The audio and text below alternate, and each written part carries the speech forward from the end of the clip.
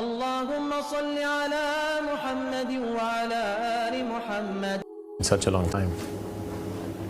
Well, I'm sure this could be the last one. I'll cook up a nice one. In the future, you can just tell. I'm about 38 years old. I was born in a Hindu Brahmin family. Born in England, raised up between England and India. I embraced Islam about 23 years ago.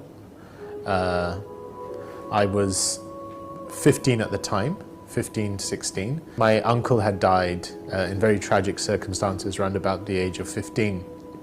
And in the Hindu tradition, the eldest son has to perform the final funeral rites. And so he only had 3 daughters. I was the son of his elder brother, and I counted as his sort of eldest son. It was very close to him.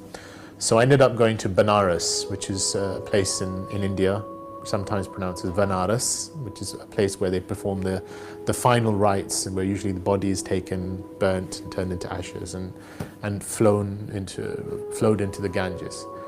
So I went there, and I had to do a series of rites for my uncle. At the final point, I even saw the ashes of his body, and I saw this along the ghat, along the area where a lot of bodies are being burnt regularly, and they turned into ashes and they literally flowed into the water.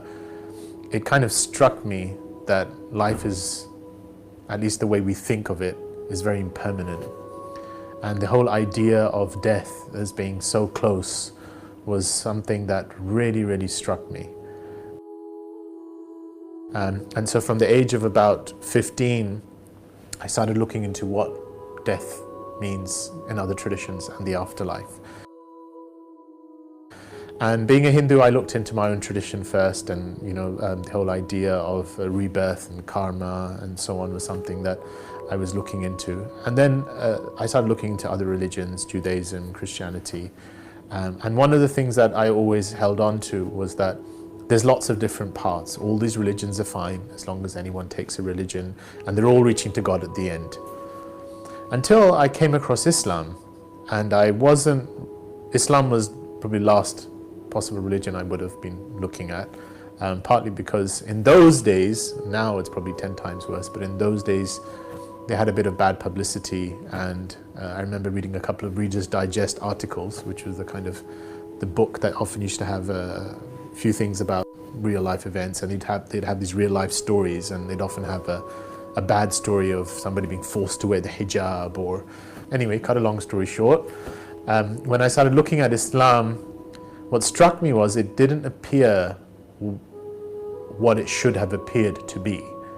So it wasn't, an Arabian religion 14 centuries ago, one of many other religions. So there's Hinduism, that wonderful combination of different faiths, and from the Indian subcontinent, different ways of thinking, because the term Hindu itself is kind of a catch term for lots of different ways of looking at things within the Indian subcontinent. And then you had Judaism, which is kind of the people of Judea, the people of Israel, the tribe, and so on. And Christianity generally centering on the person of Christ and what happened, and the idea of his redemptive sacrifice. But Islam was kind of giving a more broader message. For starters, the Prophet Muhammad, who's, at least to my mind, seemed the founder of Islam, is not mentioned in the Quran apart from 3 times. And the Quran's got a whole chapter on Mary. Well, she's not Arab, technically, in my mind. And then there's Abraham popping up, and Noah popping up, and Jesus popping up. And what's that got to do with, Arabia at that time? And then a different narrative started emerging. So the first narrative I had was there's lots of different paths, everyone's going to God. And then a different narrative emerged, which is God is one, and the essence of his path of submitting to that oneness is one. And he has been sending different messengers to each and every nation from the beginning of time until now. And that was, Adam was the first. And that religion, for all intents and purposes, in Arabic could be called Islam, or that way could be called Islam, but that is the one path, that is the path of God. And it's broad enough to accommodate these various things. And when I struck that, it was kind of, whoa. Now this is a challenge, because I could sit back in my comfort zone and say there's lots of different ways and we're all one big happy family and all you need is love, and all of that stuff. And Bob Marley's one love, one life, and all that stuff.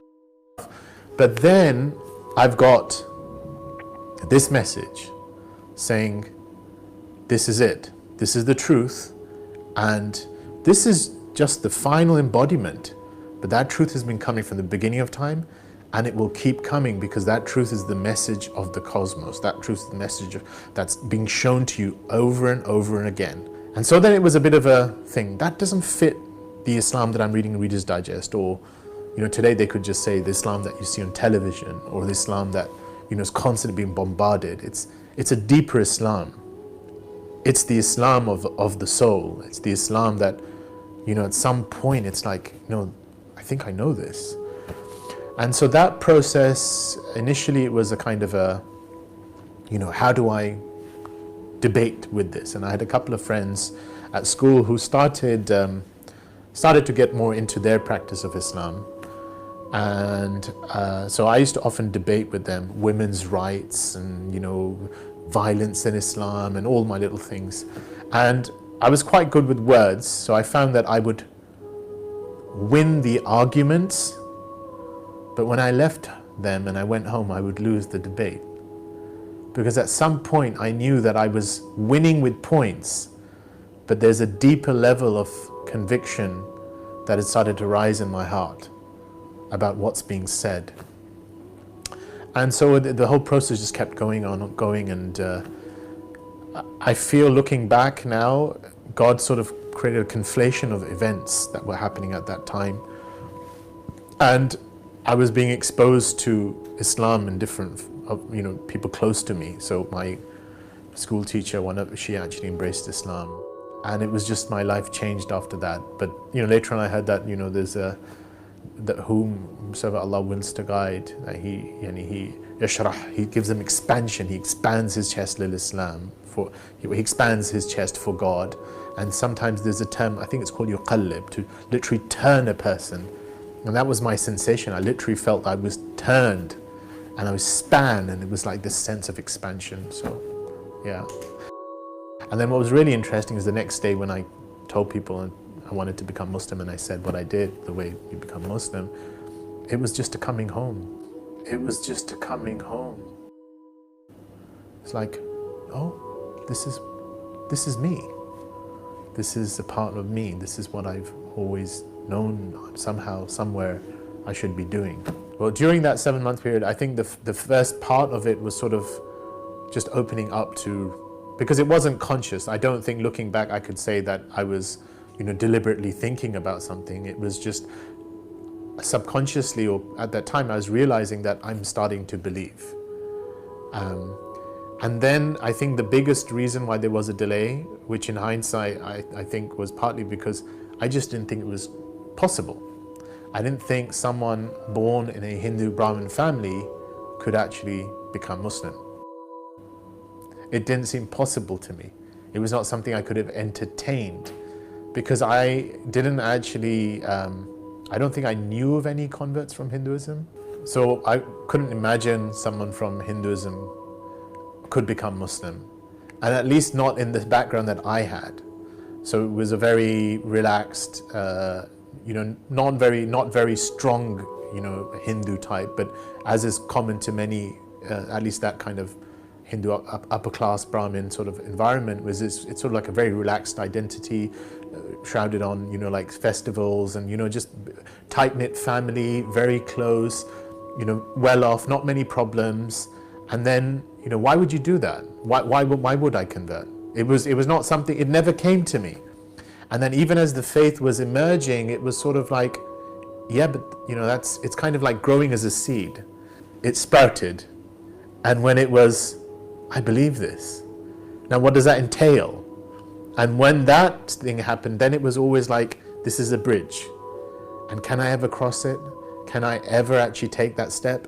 I mean, what would my family say? What would anyone say? And then I think what finally pushed it over was that, you know, God actually created an environment around me where I saw other people convert. And someone who I really looked up to, who had converted a year or two before, and his life had literally changed. I was walking with him, and he literally looked at me and he said, "You don't know how long you're going to live. You don't know how much time you've got." And he said, "Don't you want to live your life, or at least profess, say what it is that you believe in to yourself?" There were a lot of challenges that came afterwards that, you know, had I sat and thought about it, probably would have prolonged it a lot more than 7 months. But the fact that I took that step, from that point onwards, I found there is no way that God's support does not come. God's support in the most amazing ways. I think for a lot of converts, the real proof becomes their post-conversion stories, especially when there's so much family pressure against them. You think there's no way, just when you think it's all, I've got no way out, there's some, you know, support coming the most amazing ways. Post-conversion in the beginning, I mean, my family obviously had a hard time with it. I was 16-year-old. They could not understand why I would do something like that, and it took them a while to actually think there was a genuineness involved and there wasn't a lady somewhere or some kind of drug, you know, fueled project behind my reason for becoming Muslim. But to cut a long story short, there were a lot of trials, there were tribulations, but I did ended up going from England to India where my parents were residing. I was there for a couple of years. But I found within that a sweetness, and God always providing support just when it got difficult. And then through time, and I think this is something, if I had the chance to give advice to myself looking back, and also to someone in that situation, was to take things easy, to try and embody things through their character and the core of Islam, and not feel that they always need to get their point across. Because I did feel very strongly that I really wanted to convey what it was that I knew, without realizing that sometimes your actions and your state speaks louder than your words. And so there was that kind of initial tussle, but I think as my family got to know me better, and my immediate family, and, you know, time itself has a healing, is that now, I mean, it's my immediate family really, you know, there's a real closeness. When I go there, when I visit my parents, you know, it's like, you know, everything is a norm. It's a norm for me to pray there. It's my identity. You know, my mother, you know, refers to me somehow by a Muslim name. I go on Friday prayers, and, you know, but there is an element of respect, and my dad is always really keen on, you know, Islamic speakers. Also a reassurance, which is a very human level. You are their son. You are, you know, you are the person that they've known, and to the degree that at your core you're still who you were, and you're just trying to be more genuine in that, and, you know, what Islam's calling us to. So that's there, yeah. But there are challenges. There are social challenges, and I think the biggest thing is that each of us will probably be challenged in some way to live up. That's part of life, but there is always support of God in those challenges. Islam, I wouldn't say changed me, but is continually calling me to change, and is changing me, because Islam is truth. And I think looking back at the age of 16 when I did decide to become Muslim, was that the first thing was, it was just liberating to know that there is a truth out there, that there is a point to life. It was so liberating, and I think most of the converts I've spoken to always say that those first few months are just exhilarating, because it's sort of like, oh, how come no one else knows about this?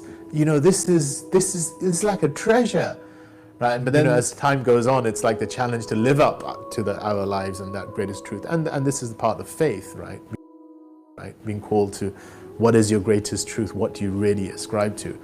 But just having that you know, like that guidance, just knowing that there is guidance, just knowing that there is a point, knowing was really, really, really peaceful.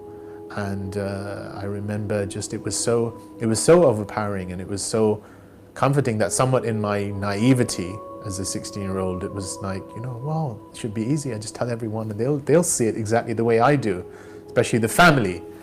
And it wasn't the case, because, you know, a lot of these things